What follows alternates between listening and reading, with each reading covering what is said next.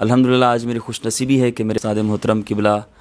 حضرت علامہ مولانا محمد افضل عطاری المدنی دامت برکاتہ العالیہ آج میرے گھر میرے غریب خانے پر تشریف لائے ہیں، اور استاد صاحب چونکہ ایک عالم دین ہیں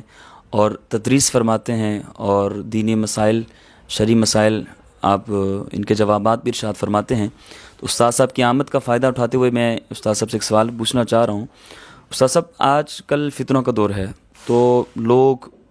کئی سوشل میڈیا کے ذریعے عوام کے اندر وسوسے ڈالتے ہیں مختلف چیزوں کے حوالے سے، اہل سنت کے مختلف مسائل کے حوالے سے،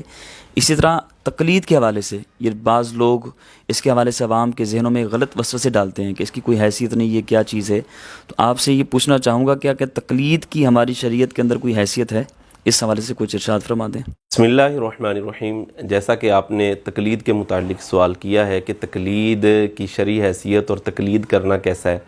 قرآن و حدیث کے اندر جو احکام بیان ہوئے ہیں وہ دو طرح کے ہیں۔ ایک تو یہ کہ قرآن و حدیث کے اندر جو احکام بالکل بدیہی ہیں، ان میں کسی قسم کی پوشیدگی نہیں ہے،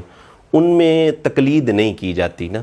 جیسے نماز فرض ہے، روزہ فرض ہے، حج فرض ہے، جو بھی احکام قرآن و سنت کے اندر بدیہی طور پر بیان ہوئے ہیں ہم ان میں تقلید نہیں کرتے، وہ ڈائریکٹ ہم قرآن اور حدیث سے احکام حاصل کرتے ہیں اور ان کے مطابق ہم عمل کرتے ہیں۔ دوسرے قرآن اور سنت کے اندر احکام ایسے ہیں کہ جو بدیہی نہیں ہیں بلکہ ان میں پوشیدگی پائی جاتی ہے، ان کا معنی پوری طرح واضح نہیں ہے۔ اب جب ان میں پوری طرح معنی واضح نہیں ہے تو ظاہر ہے اب ہم نے کسی نہ کسی امام کے پیچھے چلنا ہے کہ انہوں نے اس کا معنی کیا بیان کیا ہے، اور اگر ہم کسی امام کے پیچھے چلیں گے تو ان کی پیروی کریں گے، اتباع کریں گے، تو یہ تقلید ہے۔ اور پیروی اس لیے کی جاتی ہے کہ وہ ہم سے زیادہ جاننے والے تھے اور انہوں نے نبی پاک علیہ الصلوۃ والسلام کا جو زمانہ ہے اس کا قرب پایا ہے، انہوں نے صحابہ کو دیکھا ہے، تابعین کو دیکھا ہے، تو وہ جو معنی بیان کریں ہم ان کے معنی کو لے کر اس پر عمل کریں تو یہ پیروی ہے، یہ تقلید ہے۔ جیسے اس کی مثال آپ کے سامنے رکھتا ہوں، قرآن مجید فرقان حمید میں اللہ رب العزت نے طلاق یافتہ عورتوں کے متعلق نہ ارشاد فرمایا ہے کہ والمطلقات یتربصن بانفسہن ثلاثۃ قروء، کہ وہ مطلقہ عورتیں اپنے آپ کو 3 قروء تک روک کے رکھیں،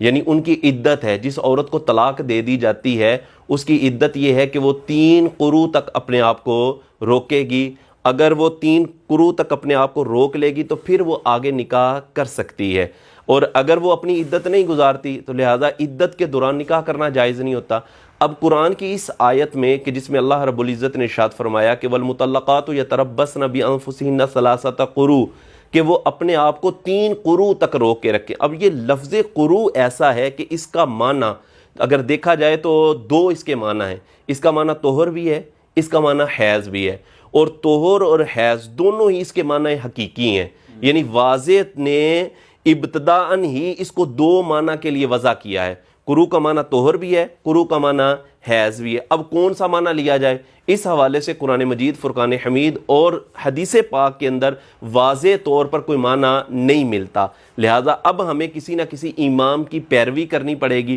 تاکہ ہم ان کی پیروی کر کے وہ معنی مراد لیں۔ تو قروء کا معنی احناف کے نزدیک جو ہے وہ حیض ہے، اور یہی تقلید ہے، اور اس کی وجہ یہ ہے کہ اگر ہم اپنی عقل سے چلیں گے تو اپنی عقل ہماری ناقص ہے، اور یہ جو ان آئمہ نے معنی بیان کیا ہے یہ انہوں نے ظاہر ان کا علم زیادہ، ان کی عقل زیادہ، اور انہوں نے صحابہ اور تابعین سے یہ چیز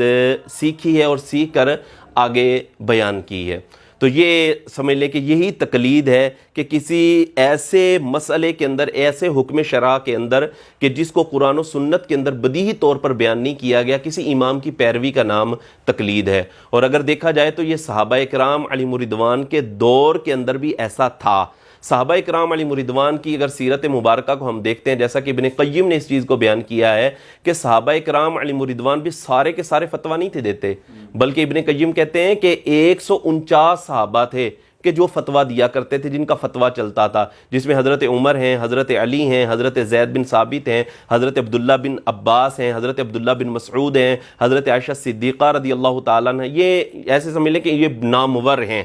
کہ جو فتویٰ دیا کرتے تھے، اور بہت سارے لوگ ان کے فتوے کی اتباع کرتے تھے، پیروی کرتے تھے، اور یہی تقلید ہے۔ تو صحابہ کرام علیہم رضوان کے دور میں بھی یہ سلسلہ تھا، جیسا کہ مکہ شریف کے اندر، بخاری شریف کے اندر یہ روایت موجود ہے کہ حضرت عبداللہ بن عباس موجود تھے. لوگوں نے سوال کیا کہ حضرت اگر کوئی عورت طواف زیارہ کر لے اور طواف زیارہ کرنے کے بعد اس کو حیض آ جائے یعنی مینسز آ جائیں تو کیا اس پر طواف الوداع یہ ساقط ہو جائے گا، وہ کرے گی یا نہیں کرے گی؟ تو حضرت عبداللہ بن عباس رضی اللہ تعالی عنہ نے مسئلہ بیان کیا کہ وہ طواف زیارہ جو ہے وہ جب کر چکی ہے تو طواف الوداعی اس سے ساقط ہو جائے گا. عبداللہ بن عباس نے جب یہ مسئلہ بیان کیا تو وہ لوگ اہل مدینہ تھے، یعنی مدینے والے تھے. انہوں نے کہا عبداللہ بن عباس ہم آپ کے بیان کردہ مسئلے پر عمل نہیں کریں گے، ہم تو زید بن ثابت رضی اللہ تعالی عنہ کے بیان کردہ مسئلے پر عمل کریں گے. اور یہ بخاری کے اندر موجود ہے. یعنی وہ کہہ رہے ہیں کہ ہم آپ کی تقلید نہیں کریں گے، ہم تو حضرت زید بن ثابت رضی اللہ تعالی عنہ نے جو مسئلہ بیان کیا ہے اس کی تقلید، اس کی پیروی کریں گے. تو یہ ہوتی ہے تقلید. اور اگر دیکھا جائے تو یہ بالکل جائز ہے، اور اس کے بغیر اگر بندہ